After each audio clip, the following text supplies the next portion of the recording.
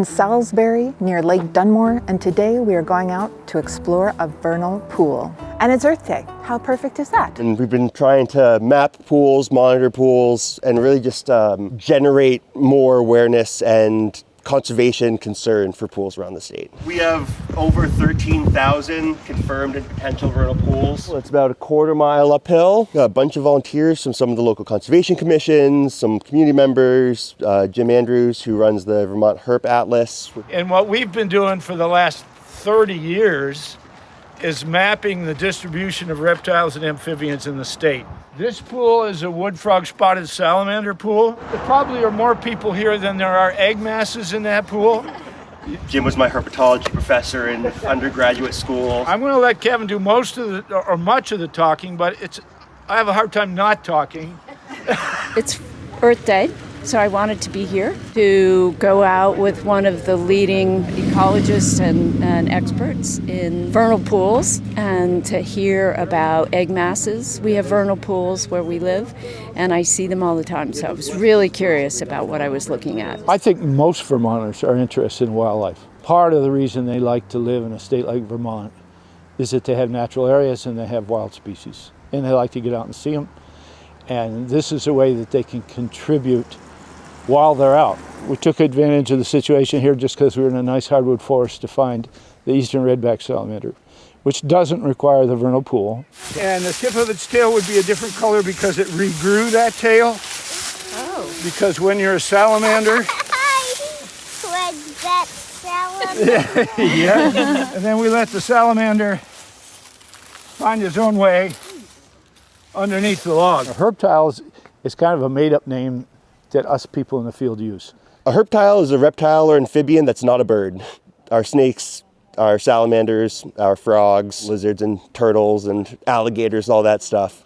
Basically, this cold-blooded, scaly and slimy critters. Okay, time for a tree quiz. Yes, the red oak. Red oak, white oak, she knows. Big-tooth aspen is in here too. Kevin, what the heck is this big mud puddle here? This is a vernal pool, my friends. The only defense these guys have is no predators, which is why it's a great nursery for these amphibians that come for a couple nights a year, lay their eggs, and leave. Vernal pools are really small, very easy to develop over or just ignore when you're putting roads in.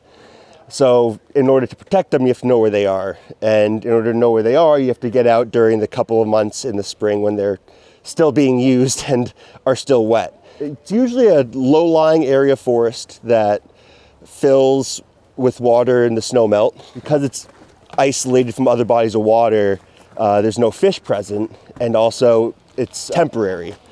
So in general, vernal pools dry out every summer, and that prevents any fish or predatory insects from overwintering. So it provides a really great nursery that has very few predators and allows the amphibians that breed here to deposit their eggs and then leave the vernal pool. And the eggs are, in general, somewhat protected from predators. We found spotted salamander egg masses, and there were different ages, which was kind of nice. So we found the young ones that just had been laid in the last couple of days. And we found some that were laid probably about 3 weeks ago, and the larvae were almost big enough to leave the egg mass. You can see the little salamanders starting to grow in this one. Seeing the vernal pools and seeing the egg masses, I feel like it's hopeful. It's a sign of spring. We see salamanders and we see frogs and we see amphibians thriving. It gives me hope. Eastern redbacks can be bright orangey red all the way to gray. Yeah, once they hatch, they have to go through the larval stage, so they're living in the pond and feeding on all the little insect larvae that are in there. They'll probably be leaving in late July, in the beginning of August, leaving the pond and heading out into the woods. They spend only about 5% of their life above ground. And so they are at risk when they're above ground. Salamanders are not quick. They come up so rarely, only at night usually, breed, and then immediately go back. If we have a drought starting today and it dries out too soon, then they're not going to have a successful breeding year. But spotted salamanders live 20, 25, up to 30 years. So the adults will come back again and try it next year. We didn't find any wood frog egg masses, which is another species that uses vernal pools. but they breed early and they leave early. Jefferson and blue-spotted salamanders are also pretty early. I've always been interested in really any sort of natural history. Birds, reptiles, amphibians, trees. Grandfather was a botanist. Mother was the local snake lady. My aunt was the bird lady. I was interested in almost any sort of natural history, but I became aware in the 80s that we needed to know a lot more about the distribution and abundance of reptiles and amphibians in particular. Well, the Vermont Herpetologist Atlas is an effort to get people to report the reptiles and amphibians they've seen, to photograph and report what they've seen. If you don't know what you're looking at, you can just take a picture of it and send it to us. We can tell you, either helping Kevin by monitoring a vernal pool or reporting vernal pools, or helping us or helping both of us. I do it because I like it. It's a lot of fun. I think it's a really important and very valuable way for local people to get involved in their local conservation. Vernal pools are a hyper-localized conservation issue that are in every town and all over the state. And so no matter where you are, you have the opportunity to get involved in conservation.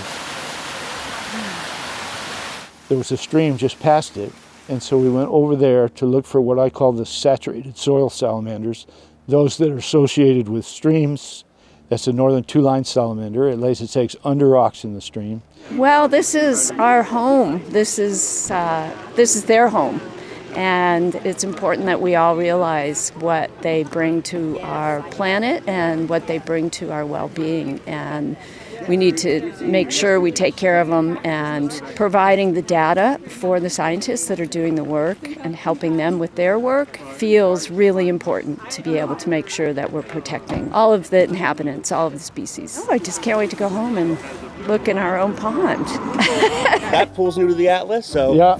that's a good morning for me. Happy spring, everyone, and we will get stuck in Vermont with you again real soon. One frog that hasn't started breeding yet is the gray tree frog. They like it warmer than what it is right now, and they do have a call that I can try to do for you.